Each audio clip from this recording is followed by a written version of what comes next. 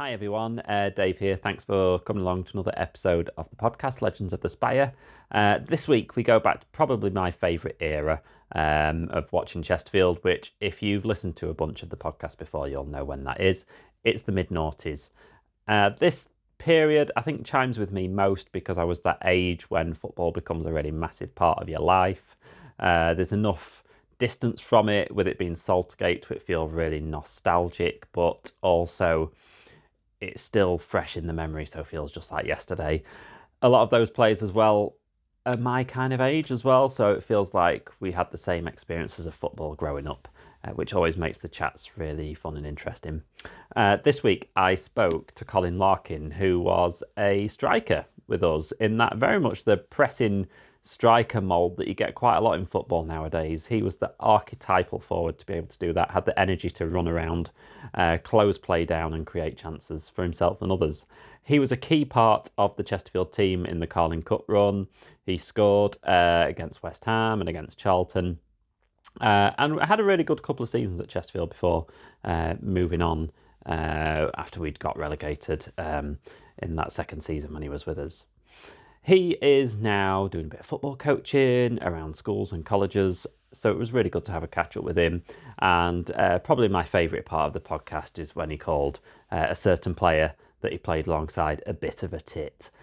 So I hope you enjoy it. As always, we are at Spy Legends on Twitter and Instagram, and Legends of the Spy on Facebook. But I'll stop rambling on, and you can get along to the latest episode of the podcast with the one and only Colin Larkin.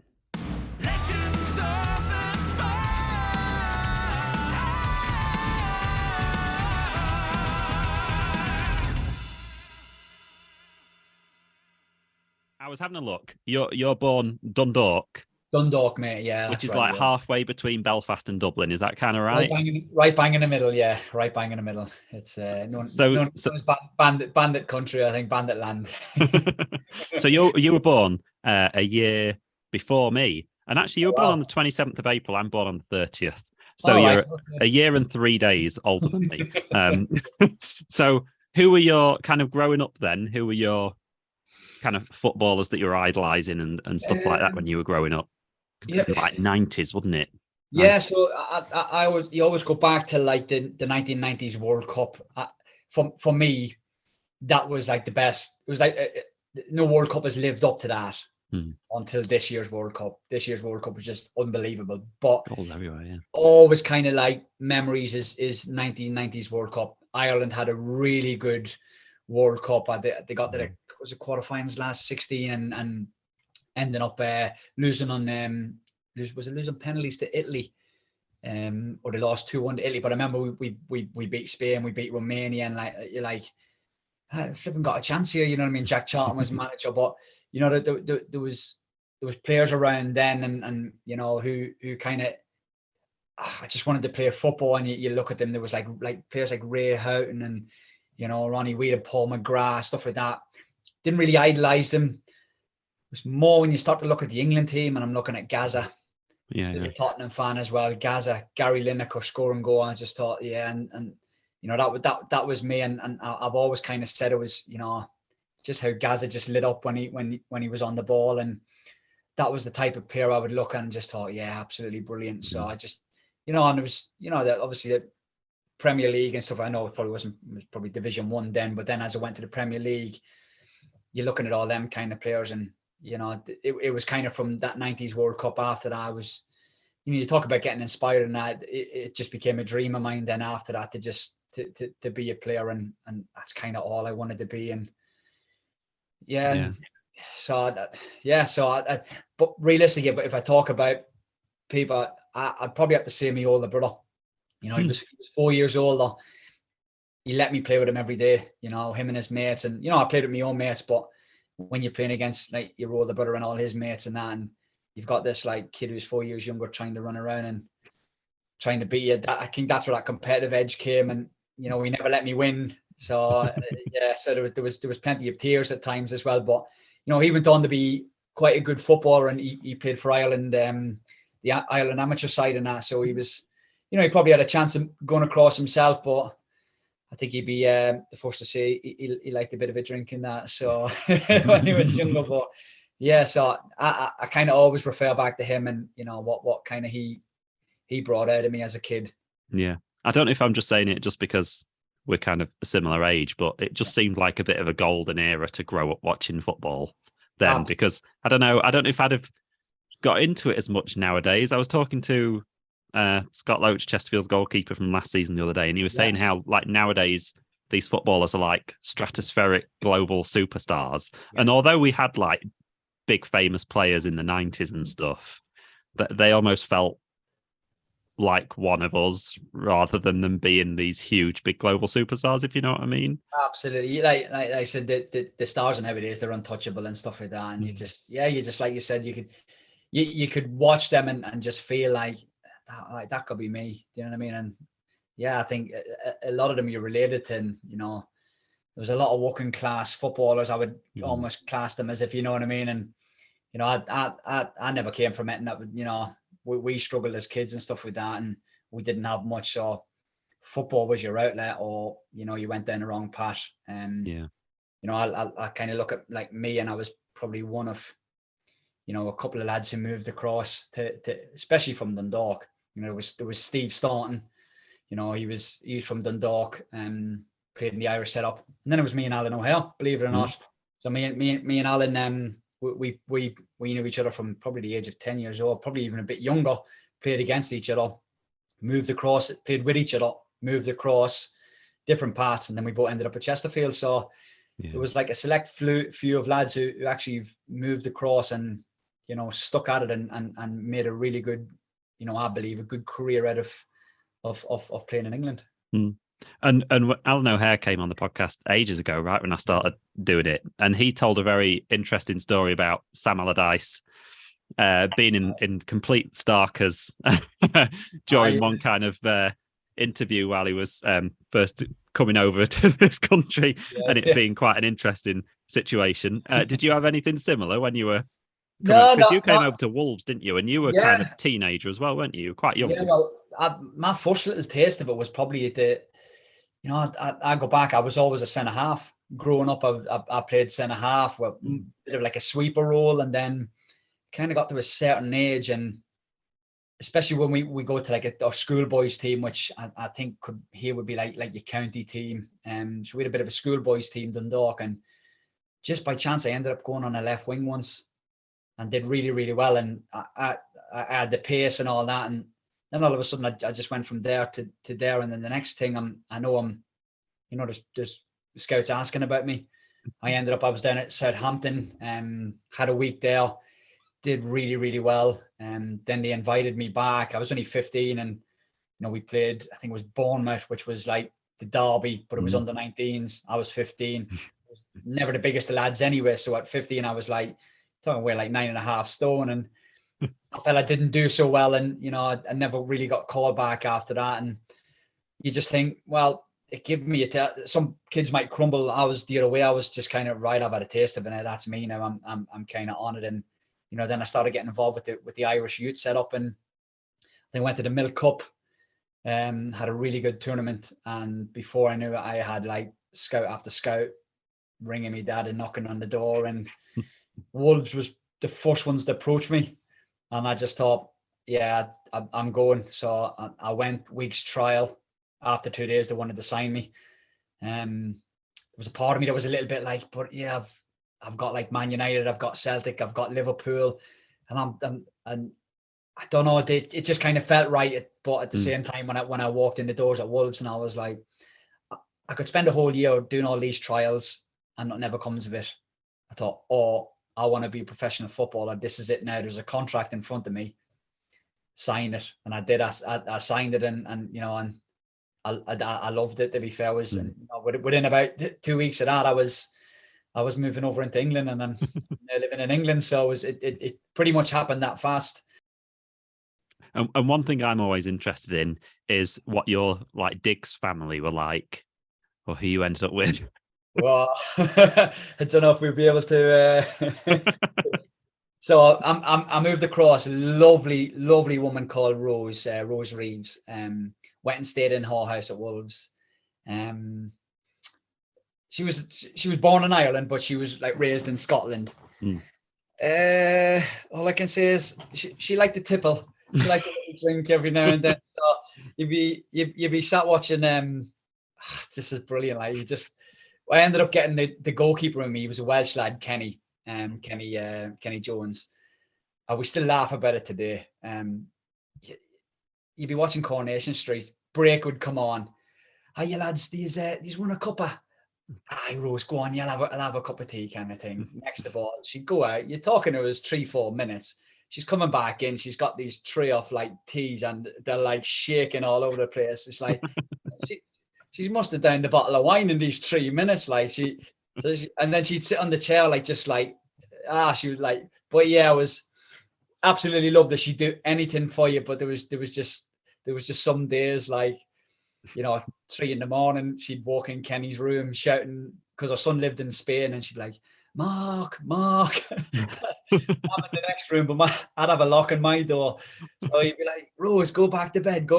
It's Kenny. And then he'd come into my room. He was like, I'm sleeping with you tonight. You've got to look. But listen, she was absolutely brilliant. There was just some little stories that was really, really funny with stuff like that. But, if ever we were out after curfew, whether it be like we went to the cinema, you were supposed to be back for 9, but we were in for like 9:30, 10:15. She wouldn't snitch. So and there was other things she would be strict, like 1 minute past 9 to be on the phone to the youth manager, like letting them know like you weren't back in time. So yeah, she was really, really lovely. God bless her. So like so sounds like a right character. There's been loads of stories, but we probably can't say them too many on here. And you scored on your debut, didn't you? Came off the bench versus Wickham? Is this League Cup?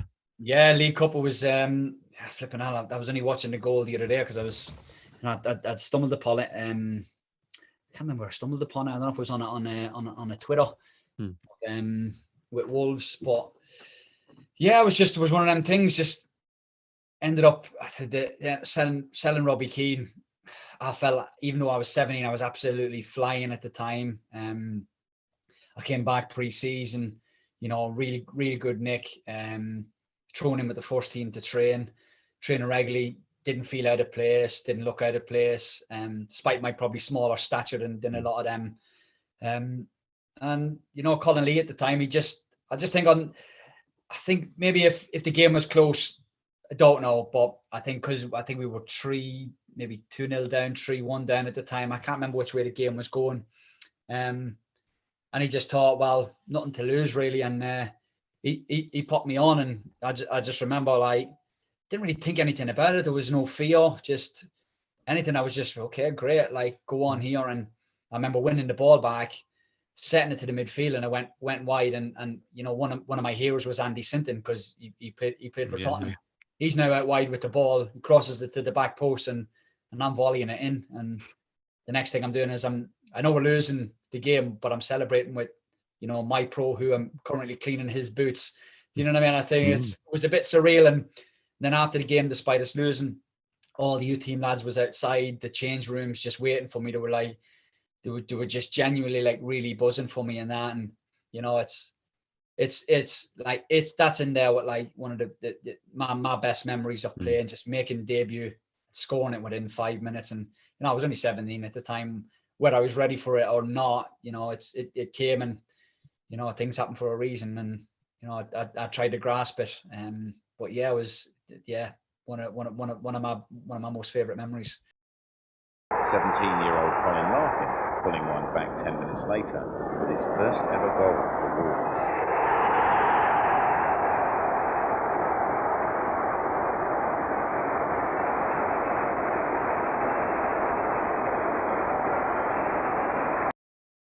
It's one of the things I'm proud of, like, being 17 and breaking into the first team, because it's like you said, it's really hard to break in, but as a 17-year-old, amazing. And I suppose now you've got that distance from it, you can look back and see how important something like that is, can't you, in terms of then setting you up for a career in it. Well, it is. That's like you said, all of a sudden, your name's out there. So and you kind of then, when you're looking for certain, not, I don't want to say moves, but you know, the next step, whether it was to go out on loan, you're almost like people can trust in you, and you can be reliable because you've had that first team experience. And all right, I'll take this kid for a month. All right, I'll have him for 3 months. Right, we'll make it a season-long loan kind of thing. So that's, you know, I had visions of staying in the first team and playing in the first team, and you know, it didn't kind of materialize. Then after that, I think within a few weeks of that, all of a sudden you've got Adi Akinbaye being bought, George Endow was being bought. You know, you're talking Adi was 3.5 million, George was 1.5 million. Then Michael Branch comes in, who was an established Premier League player, and I think he came in for about 800, 900,000. So all of a sudden, now you are that 17-year-old again, who's down the pecking order. I still felt like I belong, but you know, it's. I think when you probably look back on it now, and you think, yeah, you weren't quite, you know, developed, but there wasn't a maturity there to deal with certain situations and that. But you know, at the time, you just think, you know, you've got this little bit of not so much ego, but there was this little bit of arrogance and stuff like that. Where you feel like, you know, I was still in and around it. I was still regularly traveling. You know, I look at the Premier League and all of it nowadays, and they've got flipping 7 subs, and I think, that was this in my day. You know what I mean? We had 3 subs. So if you didn't make them 3 subs, you were like, we used to call, like, whatever it's called, 7-8 man by the time I got to like Chesterfield. So there was always me and another lad called Shane Shooter, and we would travel with the squad regularly. You might make the bench. If you got the bench, you might not play, but a lot of the time we were still traveling with the squad. So at 17, it was still an amazing experience. But I just kind of felt still, I want more. I want to be playing. So yeah. And you did have a season, like I say, it was Kidderminster, wasn't it? Yeah. And you played like virtually a whole season, didn't you? It's like, well, I think after making the debut, I had the following season, I had a chance to go on loan to Clyde up in Scotland, and I had a bit of a chat with the youth development officer, Chris Evans, and he advised me not to go, and I trusted Chris a lot, and he was brilliant for me in that, and I toned it down because I kind of thought out of sight, out of mind kind of thing, especially all the way up there. Yeah. So instead, they ended up they signed Adam Proudlock on a month's loan. He played 5 games and scored 6 goals. And you're like, you know what I mean? Like that should have been me, and I chose not to do it. So then when it came, I can't remember who got injured at the time. Before Adam went to Clyde, I was in front of him. I was next on the pecking order, and he goes up, scores 6 goals, 5 games. All of a sudden, they're recalling him back from Clyde, and he's going straight into the first team. Fair play to him. He went on to score, I think it was like probably 9, I think maybe 11 goals, something like that in that season. So, you know, brilliant. But I always think to myself, that should have been me, really. You know what I mean? And you know, listen, it was my decision at the end of the day.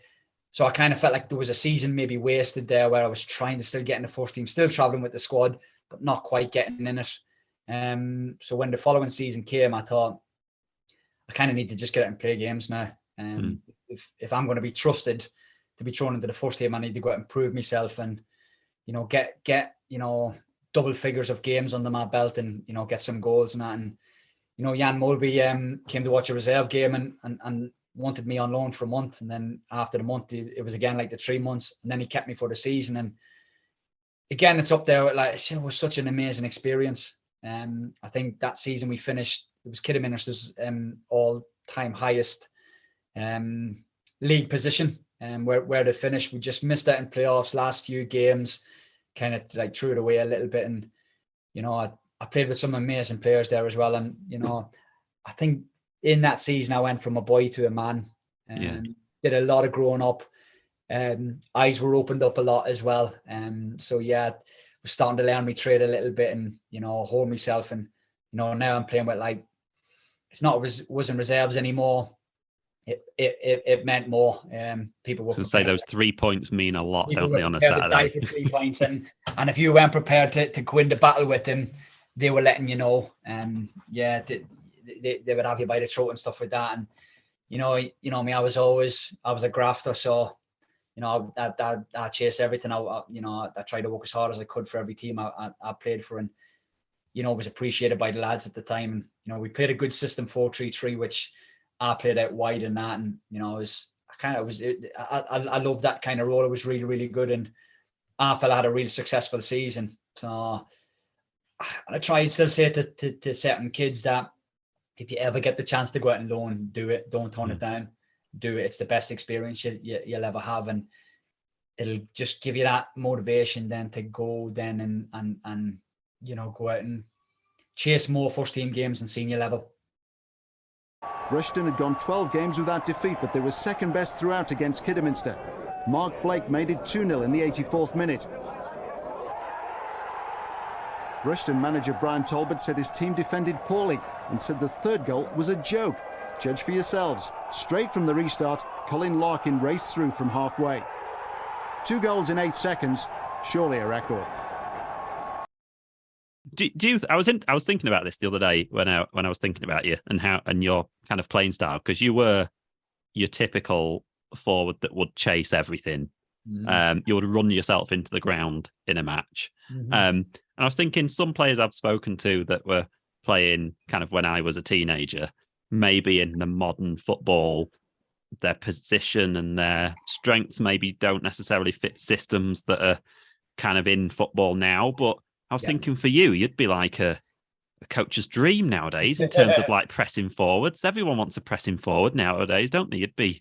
Yeah, just I like you said, I just think I was in the wrong era. But it was I played under a lot of wonderful coaches and a lot of wonderful managers, and I think a lot of managers see me in different areas. I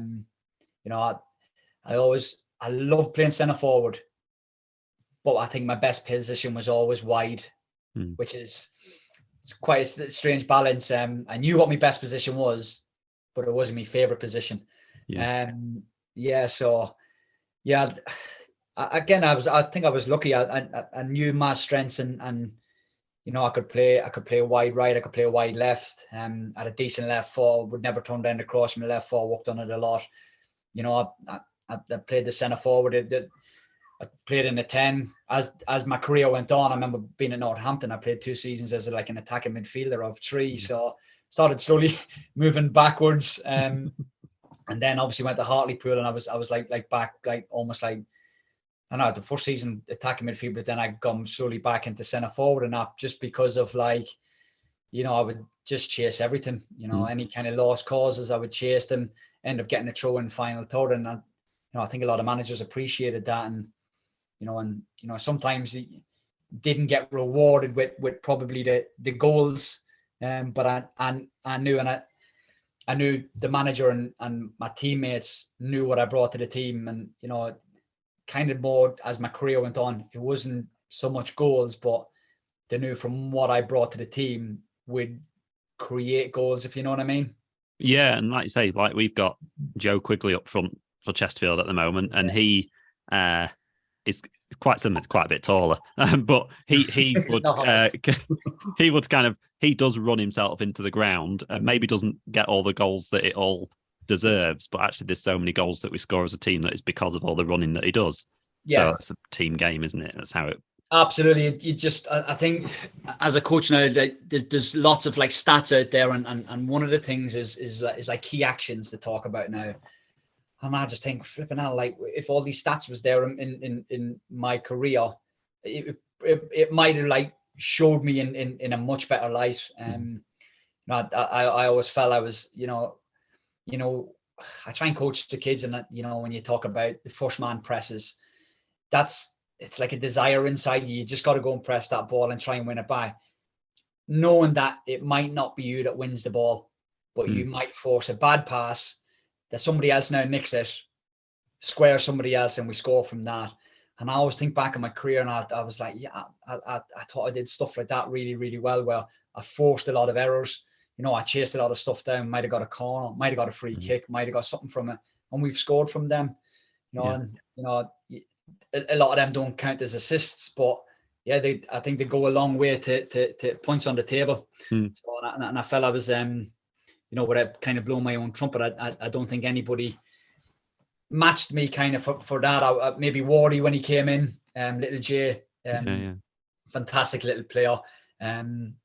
Slightly different, but I felt I had the edge over in terms of like just in intensity of graft and that. I think he had a little bit of something else. So, but yeah, it's hard. You just got to enjoy working hard and enjoy doing that kind of side of the game. And I loved it. And, not many players do. And you just, sometimes you don't always get your just rewards, but if the team gets them, then that's flipping all that matters. If there was a nuisance factor on a top trumps card, I'm sure you'd rate highly. Now, can't really talk about Mansfield too much, because otherwise everyone will turn off. But it was 125 grand, wasn't it? This is 2002. Yeah. But then there's a lot made out on the thing of, he fell out with Carlton Palmer. Do you want to tell? How did you fall out with him? Was it just a footballing thing, or? I think it was. Well, loved my obviously but loved my time at Mansfield. Because you had like nearly 100 games, didn't you? And it was 100 games, 30 goals, something like that. In terms of, I had such a bad time with injuries. I know within my first season, I do my hamstring, which drags on to pretty much the whole season. I'm like in for 2 or 3 games, hamstring goes again. Relegation battle, so there's not so much pressure from the manager, but you just feel like, I don't feel too bad. So you jump in again and, you're a game and a half and then your hamstring goes again. And, it turned out not to be the hamstring, that it was something, it was pretty much the nerve. I ended up having like 34 injections and like lower back, piriformis and hamstring, and ended up going to Lillishore for 5 weeks and stuff like that. And you're just thinking like, is this injury going to end? But I think I maybe got labelled a little bit with, I don't know, maybe injury prone and stuff like that, but it just boiled down to the fact that I was always rushing back too early, and it's not like I had a million different injuries. It was always the flipping same injury. So I was, just like you said, just that desire to get back and help my teammates out, and whether it was wrong or right. And, you're coming back in and you end up doing well and scoring a goal. So you think it's a bit tight, but then the next game it goes, and then you're like 3-4 weeks again. And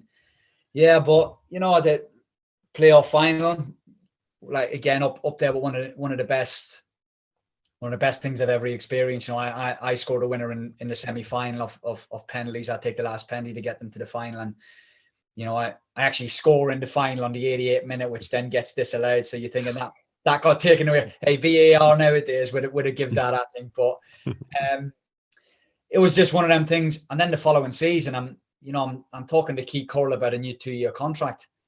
We're talking about it, and then all of a sudden this whole issue that, he ends up getting sacked, and Carlton Palmer walks in the door. So everything again gets thrown up in the air. When Carlton came in, I just felt we weren't his players. We were Keith Curl's players straight away. He's getting rid of this player. He's getting rid of that player, that player. I look at, I think it was me and Wayne Corden, just randomly, I think we played Notts County at home. No, Notts County away, sorry. We just get told on the morning, you're not coming. You're still going to stay here and do some running.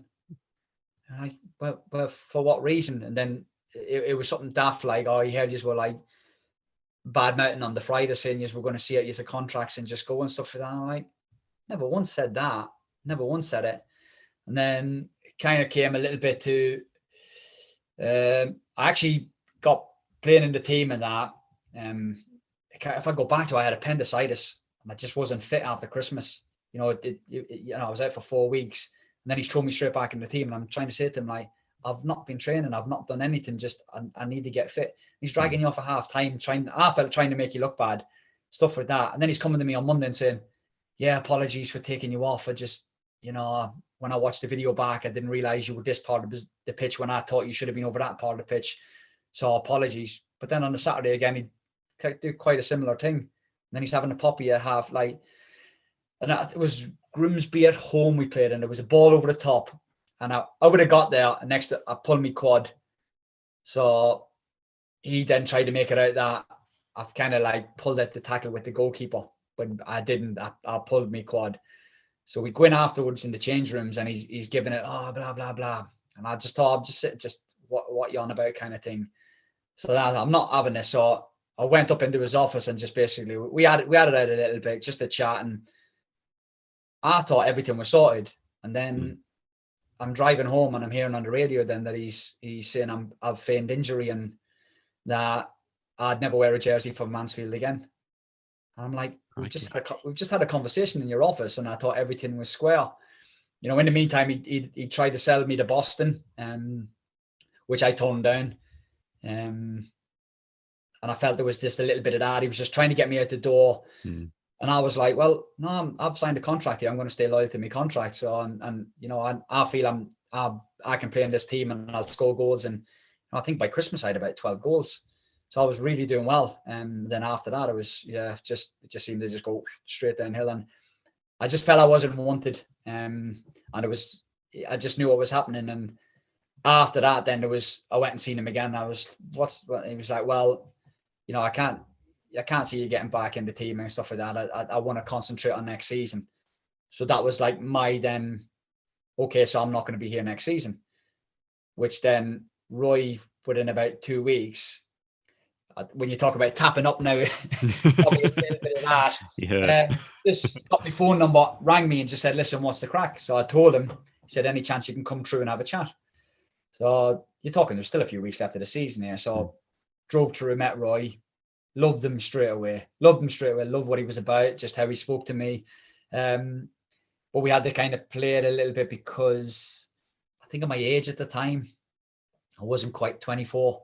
So if, you know, Carter maybe got a sniff of it and thought, oh, hang on a minute, we could offer him a deal here and force his hand that either he has to sign it or, you know, Chesterfield then have to, you know, pay a fee for him.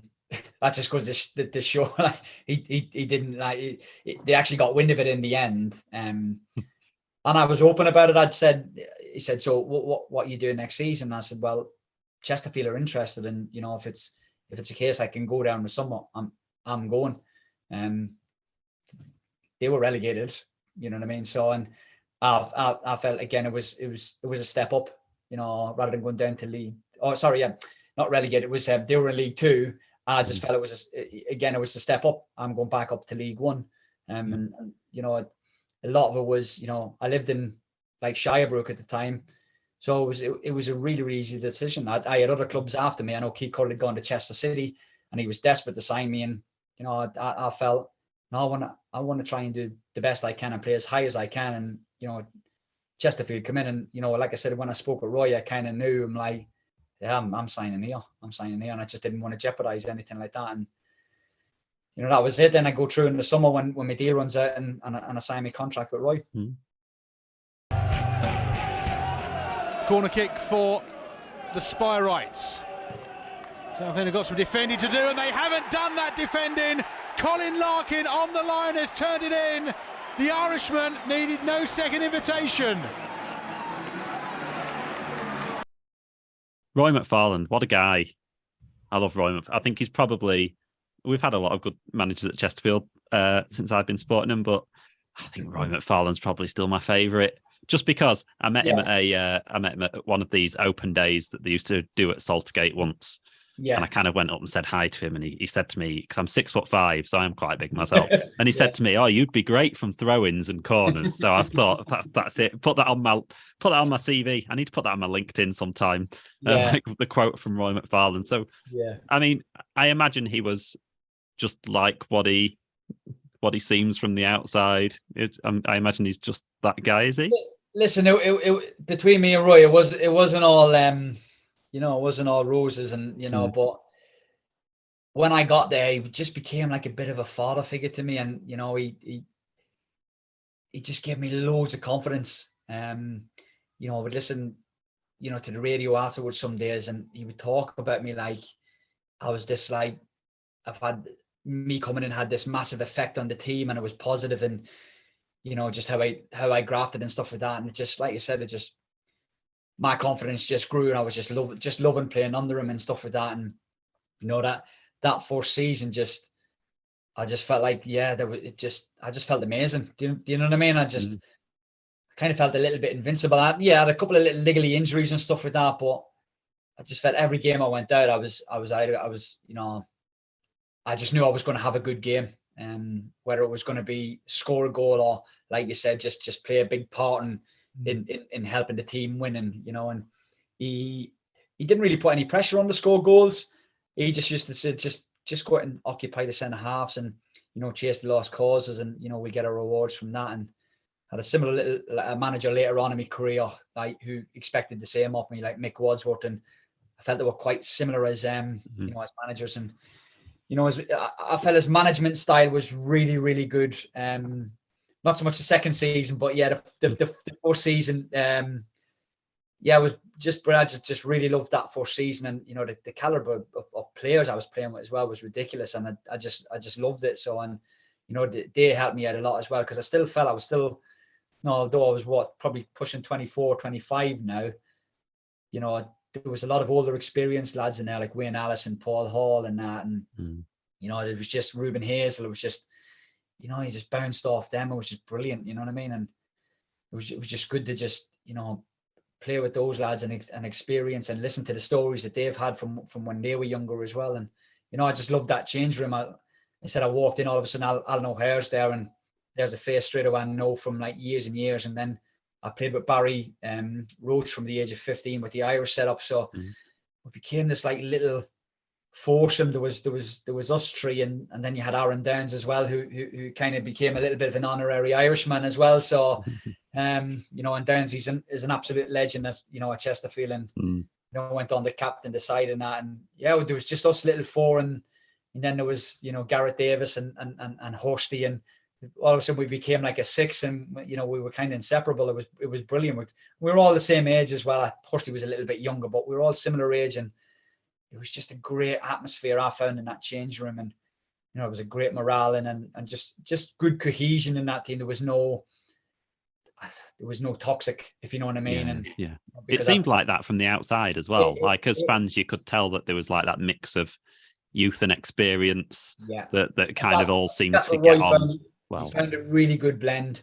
He found a really, really good blend. And then you had younger lads like Adam Smith and that, who, believe it or not, I still speak to Adam very, very, very, very regular. There's, probably every 3 weeks, we text and have a phone call. And I look back and I thought that would have been somebody I would have like probably never been close to. But here we are, and I'm in my 40s now, and we still speak to each other. It's really bizarre, the people you meet and in your career and who you end up staying friends with and stuff like that, because he was a young lad at the time, and we were all trying to help him, and he had some bad times and some bad experiences and that, but we all tried to get our arms around him and look after him, because he was just such a lovely kid, and unfortunately he was just probably steered in the wrong way, and we tried to steer him in the right way, and I think we did a good job of it. And massive talent. It was just a good group of lads who were prepared to fight for each other, like Mark Allett, Derek Niven, great lads. Still I speak with Mark every now and then on Facebook, throw him a message and that, and that it's just great to see them all doing so well as well. And people forget about that 5-6 season. They'll look at it in the history books and say, they finished 16th, but actually, like, up until like March time or something, we were like top 7, and we were right up there. Was that the season? I think, did we draw 11 games in it? Was it 11 games? But 11 games in a row, something like that. Something like that, yeah. But we were 7 in February. We were 7th, and then it fell away a little bit. But we were massively over. Were we overachieving that season? Is that a right way to describe it? Because we did have talented players. I get what you're saying. I look at the squad and I say, no, we weren't. If you probably look at maybe the budget compared to other teams, then you could say, you probably look at maybe the strength in depth, and maybe that's probably we kind of, because you're talking now, it's the back end of the season, without being disrespectful, but we did have some older players who, couldn't turn in, week in, week out, who couldn't do a Saturday and a Tuesday and a Saturday and play 3 games in 7 days. I do think as well, if we had the Caleb Folin from the next season, in that season, I think we're still in amongst it come the end of that season, because when I got there, what you used to see in training was ridiculous compared to then the lad you would see on the pitch. The following season, he was able to transfer that from training to games, and I was so glad that fans got to see that in the end, because I think they were probably getting quite frustrated with him, and that's because they knew we had this player who ticked every single box, but just wasn't doing it in games. And I don't know. It's just sometimes you think, is it anxiety? Is it like I don't know, is there fear there and stuff like that? And I just think the following season, it just kind of just, you know, sometimes you just maybe need a couple of goals at the right time and a run in the team and form and, you know, just build momentum. But yeah, maybe me being there, I probably couldn't do it because a lot of the time it was me and Wayne Allison, me and the Chief who played, and maybe Caleb found himself. And it is hard as a striker. You know, if you're getting 10 minutes here and then you don't maybe not play the next game, and then you start a game and then you play 10 minutes, it's hard to then build that kind of momentum. And, you know, I remember the following season, I kind of experienced that from the back end of the season. So yeah, but yeah, just a great bunch of lads who, just ideally it would have been great to stop up there. But if we had an extra 4 or 5 players who are of good experience as well, you're talking like peak age, maybe 26, 27. Yeah, there was, without a shadow, I don't see why we could have been really in there amongst it. I thoroughly enjoyed that season. And like you say, that the strikers that season, it was like Wayne Allison, Caleb Folan, you, Mark DeBolla was around that season, wasn't he? Yeah. Wow, you're throwing out names like Mark DeBolla as well. Like, yeah, so I think he's in America now, isn't he, Mark DeBolla? Yeah, he's in America, Mark. And again, he was probably somebody who didn't, and I obviously knew of Mark before I came, and what a top quality player. And again, probably just wasn't the season for him. Again, you got to look at, you know, being out of the team, not getting in the team, not building any momentum to really stamp, you know, your kind of place in the team. And I've got to look at it from my point of view as well. You know, I'm keeping them 2 lads out of the team, so I got to look back at that and think, flipping hell, I was doing well then. Yeah. You know, Roy put a lot of trust in me to be playing in front of these lads. Yeah, and people forget about that season. We had Jamie O'Hara and Sammy Clingan on loan that season as well. Well, actually, I played a part in getting Sammy back because I knew Sammy had gone alone the season before and became like a real big fans' favourite. And then spoke with Roy because I knew Sammy from my Wolves days and that. And, you know, Roy was like trying to get Sammy back alone, but he's not sure. He's thinking he wants to go somewhere else. So I ended up bringing Sammy, had a good crack with him in that, and the next week he signed and so. And you know what a player he was, by the way. Fantastic player. Went on to have a great career then, you know, like Norwich and, you know, Forest and that. And you just think, brilliant. What a nice lad as well. Lovely lad. So again, just so pleased that he went on to then have an amazing career and, you know, didn't dwindle off and stuff like that. But Jamie O'Hara, wowzers. Again, came in. He just seemed to score from all over the place. It was ridiculous. Might have been Rotherham away. I think I remember him scoring. It was like a little bit of a volley where it just dropped about knee height and he just lets it go. And it just goes whoosh, over the keeper like that. And thinking, wow, brilliant that. Like it was such a brilliant player, but he was a bit of a tit, I'm not gonna lie. And what you see now on like what he does on you know on the TV and stuff like that was him as a 17-year-old lad, believe it or not. He hasn't changed. A little bit of a tit, rub people up the wrong way and that, but you know, he did the business on the pitch. So, you know, you got to hold your hands up and say, like, you know, I'll have you all day long, mate, if that's what you're going to do for me. Yeah. But yeah, I just he wasn't many people's best friend.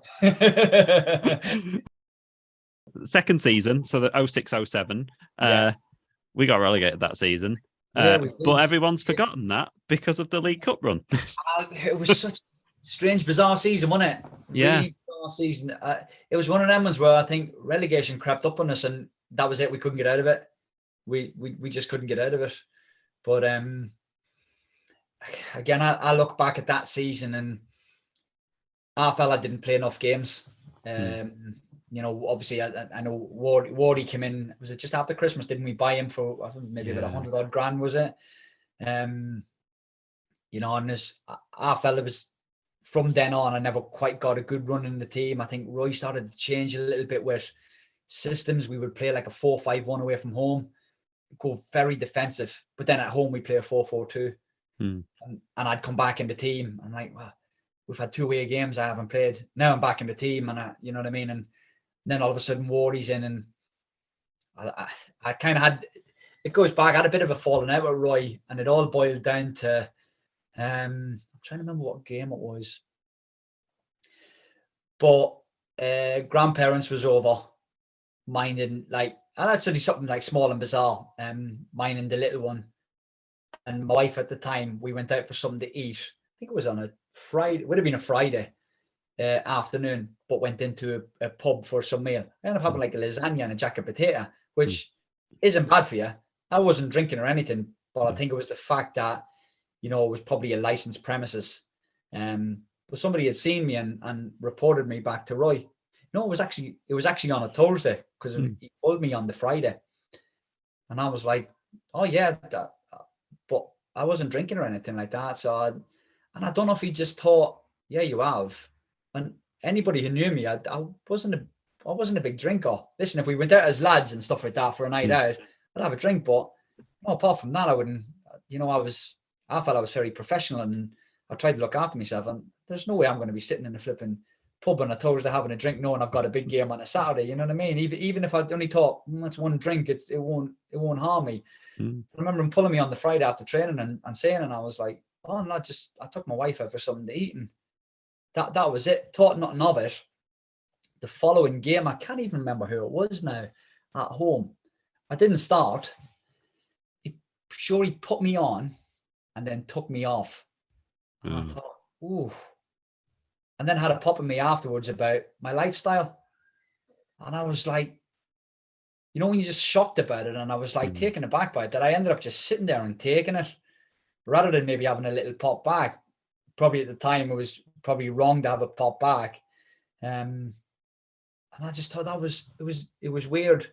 Because prior to that, Roy was the same. We'd spoke about it, a new 2-year deal. In fact, Grimsby had actually come in and tried to buy me for 100 grand. You know, if you remember at the time, I think Grimsby were on the up. There was big money in the club. Stuart Watkins was the manager at the time, who signed me for Mansfield, and the club actually accepted the bid. But Roy was like, listen, I don't want you to go, but the club's accepted it. It's entirely up to you. No, I definitely don't want to go. They were League 2 as well. And I'm like, no, if I was going to leave, it was going to be for somewhere higher, not for someone in the same division or someone below. I loved it where I was, and I was happy, and I was playing well. Well, I felt I was playing well, and you know, and then Roy was like, right, well, we kind of need to get you sorted now with a new deal. You know, we'll go and sort it. And then we had a few weeks down the line, then that's happening. And then not long after that, Roy ended up, I can't remember if he got sacked or he resigned. Yeah, he got sacked, yeah. And then Lee Richardson came in. But it was, I just thought strange, because I had such respect, and hey, listen, I still do. Roy is still there as, like, you know, top 3 managers I've had, and I absolutely loved him, and I was gutted when he left as well. But it was just a bit bizarre kind of thing that he just kind of, like, it just turned on me a little bit. And yeah, I don't think I kind of got that trust back from him. You know, you try and work hard and you train and you go in. I think it was the next game was it Brentford? I'd go and say maybe Brentford. We go all the way down there, and it's a bit of a funny story actually. He kind of named the team, and I knew I wouldn't be starting, because I thought, well, we're playing away 4-5-1. So I didn't hear me name in the starting 11. So I just switched off straight away. I know that sounds bad, but I did. So we're going, the lads are getting changed, and I'm like taking my top off. I'm about to put my shorts on, and Roachy comes over, Barry, and he says, Larks, I don't think you're even on the bench. And I was like, really? Like, yeah. So I had to shout Dave Thompson. I said, Tomo, he went, yeah. Am I on the bench? He went, no. Oh, fuck. I was embarrassed as hell. There's me putting a pair of shorts on. All the lads looking at each other, nudging each other, go, look at this flipping idiot kind of thing. And I thought, come on, Roy. That was a little bit, you know what I mean? So I don't know if he was just trying to like prove a point and say, you know, get yourself sorted. I thought, well, I didn't need to, you know what I mean? I was the same me. I was still training the same. You know, one incident where I've gone into a licensed premises 48 hours before a game, you know, to have some food. And that's you know, was it probably, look at, I'll take responsibility for it. I'll hold my hands up, and I shouldn't have done, but it just changed after that a little bit. And it was just considering all kind of the relationship we'd had up until then. I just felt there was, I don't know, it's maybe a bit of a grudge then after that, but no, I don't know grudges. I loved Roy, and like I said, I was good that he left, and I didn't want him to leave, and I haven't seen him since. And if I was to see him today, I'd be putting my arms around him and telling him kind of what he did for me in those seasons and how much he meant to me. Take him for a lasagna somewhere. Yeah. And the pint this time. That I'm thinking, I should have had the flipping pint in the end if I was going to get in trouble. How did you find Lee Richardson? Because it's fair to say, Marmite amongst everyone that I've spoken to. That's obviously I had a long chat with Alan, and he really had a huge fallout with Lee Richardson. Yeah, season after book. Probably that's what sums him up, Marmite. Good number 2. Yeah, it was a good number 2. He was good with Roy. I just felt when he went manager, and I get it, you kind of have to go from number 2 to being manager, and things have to change. And you know, you go from calling him Richo to then Gaffer. And I can remember him finding one lad because they called him Richo by accident. I think I might have spoken to that player. I can't remember which one it was, but I remember someone saying, I got really told off for calling him Rico one match. I can imagine it would have been a younger lad. Might have been something like Jamie Lowry. I remember the Man City game. I remember the Man City game. After the game, one of the young lads, they were twins, I can't remember their names, in the U team, Joey Barton walked past. He said, Joey, can I have your jersey? Joey takes it off, gives it to him. Lee Richardson grabbed it off him and said, you're not getting that. And it's just small things I can remember that. And I think the kid got the jersey back in the end, but I thought, why like the kid's asked for the jersey, and he's, you know, Joey Barton's giving it to him, and something he'll remember forever. He could have it still to this day up on his wall, you never know, and it nearly got taken away from him. But strange, because at the end of that season, it was me and Paul Hall were the only 2 that hadn't been offered contracts yet. So when I went in, Lee just basically said, listen, I know you'll have teams sniffing around you, and I know you're gonna, and the last thing I want to do is get into like a bit of an auction kind of thing where one team's offering this certain amount of money, and then you're coming back to me and saying, what are you going to offer? Which I found strange, because that's not me. That's not me. I wasn't about money. I was happy at Chesterfield, and I basically said to him, listen, Richard, I'll over here. I want to stay here. He was like, right, okay. I said, I don't want to sign anywhere else. I want to be here. Okay, right, fine, great. He said, right, we'll get something sorted. He was on holiday, and then I was on holiday. When I come back off holiday, now we've signed Jack Lester, and I'm being told there's nothing for you now. And I'm like, well, hang on a minute. I've just told all these clubs I'm not interested. And now only team I've got kind of interested is York City in the conference Prem. And I'm like, I was really annoyed with Lee. It just felt really, really sneaky, as if he kind of planned. I don't know, but listen, you ain't going to turn down Jack Lester, let's be honest. And we know what Jack went on to do. And it was just very, this when I talk about it being a ruthless business at times. And, you know, if he felt Jack at the time was a better option, which if you look at Jack, what he went on to do, yeah, absolutely amazing, absolute Chesterfield legend. playing Jack later on in my career. But I had a family. I had a wife, I had a kid at the time, and now all of a sudden I'm in a scrap heap. So I go from being sorted with a League One side to then, or League Two side, because obviously we've been relegated, to now scrapping about for a club. And it was, there was a lot of anxious times then. And then luckily enough, I get a phone call from Northampton. Stuart Gray, and he's like, "Have you signed anywhere yet?" And I was like, no, blagging it. I'm still speaking to a couple of clubs, kind of thing. Can you come down? Yeah, I'll come down tomorrow. I didn't seem too eager. Yeah, I'll come down tomorrow. Went down the next day and signed. And then that was it. But yeah, I was very, very disappointed at Lee, and I was good at that. My time at Chesterfield had ended because I felt I had so much more to give. I was just starting to like really, really find my feet, and I thought that third season I was just about to kick on and just set it alight again, really. Niven. Here's Colin. It's done brilliantly. Larkin. There is magic. He's always going to come inside onto his left foot, and they must have forgot about that being his strength, West Ham, because they've allowed him to do that. And before we go on from that, just mention the League Cup, because you scored against West Ham and Charlton. Yes. I remember the Charlton one because it was right at the start of the match, wasn't it? It was like a little cheeky flick from a corner.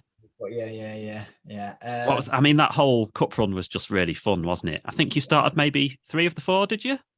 Yeah, did the Man City game. So see, you go back to how well you're playing, right? And play the Wolves game. I actually get man of the match against Wolves. I actually then speak to Mick McCarthy about 10 days later because they were actually watching me. I know that's like it was a reserve game at the ground, the old ground as well, and it was against Wolves, and he was there in the tunnel, and I might have played like Leighton Orient or something. And he was like, "Yeah, we're kind of watching you at the minute," and I was like, "Oh, wow," kind of thing, you know what I mean? And I think I ended up getting like a little bit of a niggle somewhere, but managed to get back onto the bench for the Man City game. When you talk about form and stuff like that, all of a sudden I've got Wolves watching me now. Yeah. So I think that's how well I'm doing, and then you compare it to the end of the season, and I'm potentially signing for York City in the Conference Prem, and when you talk about how long a season can be sometimes, and what can drastically change over, it's amazing. But yeah, it's just I played a Wolves game. I think it was 0-0, and we win in penalties. But I get man of the match in that game, and then we play Man City. And I get on the bench. I can remember I had a niggle or something, but I get on the bench. I don't play any minutes. I was disappointed, but I was buzzing for the lads, and Nivo scores an absolute worldly goal, by the way. Don't you just think like, if you're ever going to score a goal, it's that, innit, against Man City as well. And he's wheeling off and stuff without celebrating, and we all are. But I think it was later on in the night, and I'm a little bit like, I didn't play any part in it. I felt like I didn't achieve that, and it was probably like, you got to get back in the team, kind of. You got to this, like, now we've got West Ham, and I managed to get back in the team against West Ham, and that's live on Sky.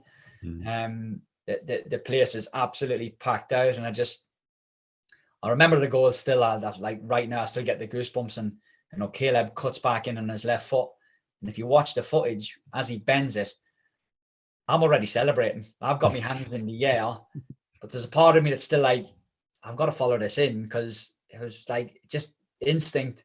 And then it touches the post, and I'm following in now, and it rebounds out. And I end up like scuffing it, like kicking it down into the ground. I didn't give a crap, by the way. And once I hit the back of the net, I was gone. That was it. And we go from 1-0 down against a Premier League side and beat them 2-1, and you're like, it was just a strange, different belief in the side, and we're like, I feel like we just beat anybody. Although we couldn't in the league. Do you know what I mean? Like bring all these Premier League sides, we beat them, but yeah, any kind of League One sides. And I don't know if it was just a case of like, you look at where it was a mindset. You just knew if you didn't turn up against West Ham all 11 years, you couldn't have up any passengers. you couldn't afford to not make that run, to not, track back, because you would got punished, really punished. And I don't know if we just lost that little mindset then when we came up against, I don't know, like a Leyton Orient or a Yeovil or do you know what I mean? And it shouldn't be any different. It shouldn't be any different, but it just wasn't clicking during the league. But, come these. And then the Charlton game was just, I'm supposed to be standing on the keeper there. For some reason, I just make that little dart across the front man. I don't know. I just had a feeling Hursty was going to have a crap corner.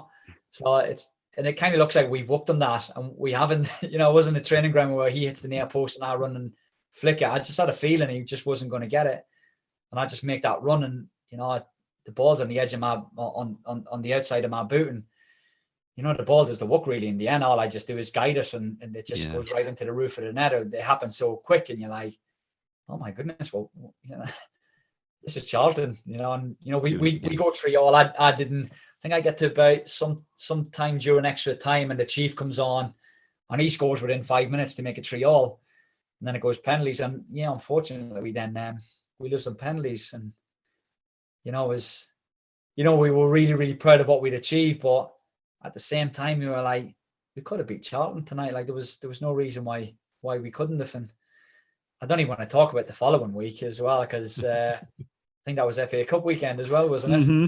Basingstoke. I remember Basingstoke well. Oh my! And I remember, I can't remember who it was saying that they made you kind of run through the town centre or something. Was it? Was that Basingstoke? Sunday morning, Sunday morning. Make sure you wave to all the fans as you run past them and stuff like that. No, I just remember the game on the day. I think we made a couple of changes. That's not being disrespectful to other lads, but sometimes you make a couple of changes. We should still be beating Basingstoke, regardless. I think there was one incident where I go 1v1 with the keeper and I touch it round him and he clips me. And I tried to stay on my feet, but the ball runs out of play. I just felt like I got there, but because I'm stumbling, the ball then runs out of play. If I go down, we get 100%, we get a penalty. And I remember their centre-half coming up to me and saying, just thanking me and saying, you're very honest there, kind of thing. And I was like, yeah, I fucking wish I wasn't. You know what I mean? I just, bloody hell. That would have made it 1-1. And I think we would have won the game after that. But we just couldn't get that goal. And yeah, I just think about that. Sometimes I think, why didn't you just dive in? It wasn't even a dive, it was a genuine fault. But I thought maybe the goal, I could have got the goal, and next of all the ball's running out of play. But yeah, the next day we were in and get changed. We're going for a run around Chesterfield, and it wasn't we kind of had a little bit of a giggle about it at the same time. So you mentioned that you'd played with Jack. Yeah. So where was that? Was that Gateshead? Oh, it was Gateshead. Yeah, so Gateshead, I can't even remember where he came from at the time. Because he was meant to have retired, wasn't he? He did. He retired. He didn't. I think he was in doing a bit of coaching. I don't know if it was at Notts County at the time or if it was Forest. I know he's at Forest. Maybe he's not at Forest anymore. But he was doing a bit of coaching, and he was good mates with Darren Caskey and Millsy at the time. And they came in, and I think they got him in. It was around probably Christmas time. Again, he was, Jack, he was a lot older and stuff like that. So they had to pick and choose what games he came in. I had actually had a bit of a bad injury from Boxing Day onwards, where I had double hernia, but I was still playing on it, and I wasn't training all week, and then I was playing on a Saturday. I was trying to manage the injury to the point then I ended up having to see the specialist, and they were saying you need an operation. So we tried to delay it, and next of all, it's like back end of February, going into March, and I'm then having this operation. But Jack was kind of brought in to kind of relieve me of that, and to go and concentrate on this injury and get it sorted. And he came in and scored a couple. I think he scores in the playoff final actually. I think he did. Yeah, I think we end up getting to the playoff final that year against Cambridge, and we lose 2-1 on the day, and Jack comes on, and I don't think he comes on for me. But again, it's kind of what I ended up packing in with. I ended up having the double hernia surgery, and rushing back too quickly. I end up making the last 2 games of the season, scored in both, and scored in the semi-final against Grimsby away. Played the next one, but in these games I'm coming off after like 60 minutes because I'm in agony, I'm in pain again, and it's part of me knows, you've come back too quick. But we're now at Wembley, and it was my dream to play at Wembley as a young kid. And when we go back to the very start of this conversation, we talk about who was your idols and stuff like that, and I always look back and I see Michael Owen scoring 2 goals against Arsenal, Wembley, and I just think I wanted to be there. And I don't think it's many Irish kids' dreams to play at Wembley, but that was me. And it ends up being my last ever pro game.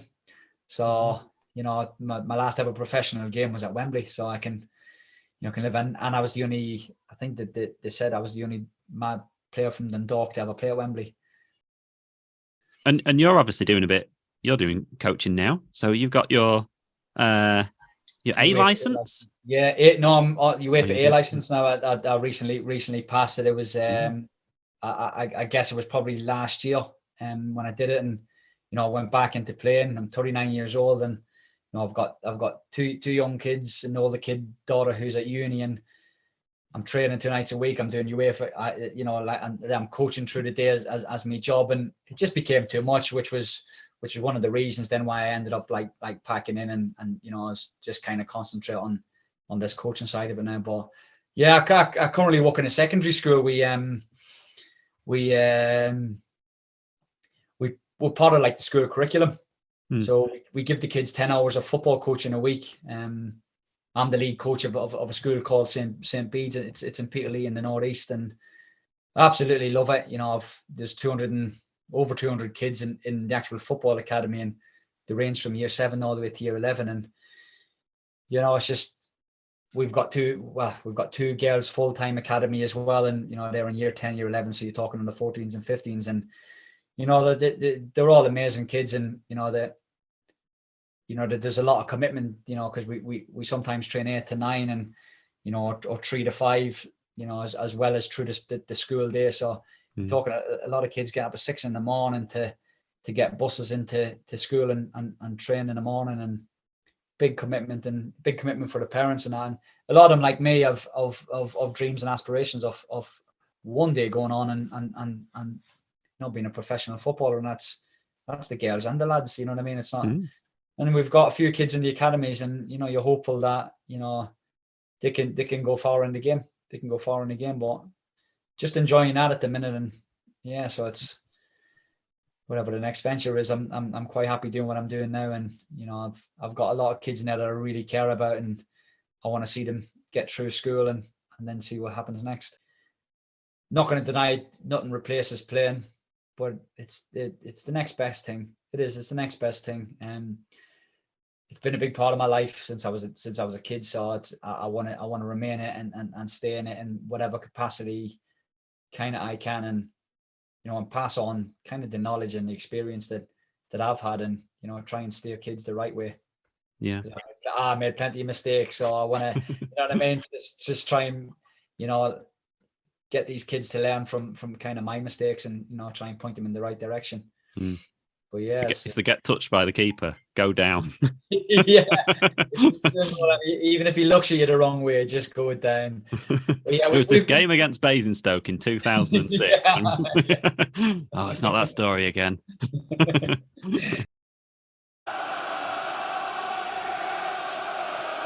Australian centre-half Downs is a natural target. O'Hare in the mix as well. Hurst playing it in low. Got a flick and it's in!